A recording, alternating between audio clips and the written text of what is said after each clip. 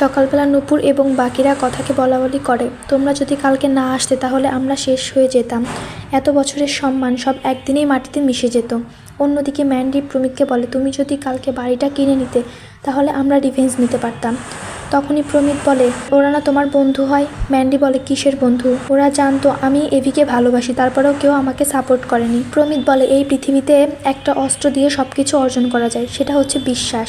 এতদিন ধরে আমি রিসার্চ করেছি। প্রমিত শর্মা এভির সাথে ক্লাস 3-তে পড়াশোনা করতো, তারপর স্কুল ছেড়ে পালিয়ে যায়। সেই নাম ইউজ করে আমি সোশ্যাল মিডিয়াতে পোস্ট করেছি, কোথায় আছো তুমি বন্ধু? এদিকে গুহ বাড়িতে যখন অর্ণার জন্য একের পর এক বুকে আসে, দাদুভাই জিজ্ঞেস করে, আমাদের দুর্দিনে কাটা গায়ে নুনে চিটে দেওয়ার জন্য বাড়িতে ফুল পাঠাচ্ছে কে?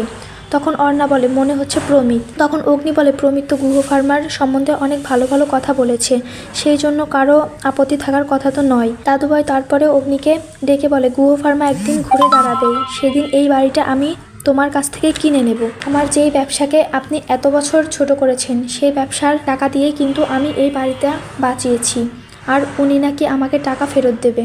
অগ্নি রাগ করে ঘরে চলে আসলে কথা অগ্নিকে বলে, কর্তা দাদু পুরনো দিনের মানুষ, ওনার আত্মমর্যাদা বজায় রাখা তো আমাদেরই কর্তব্য।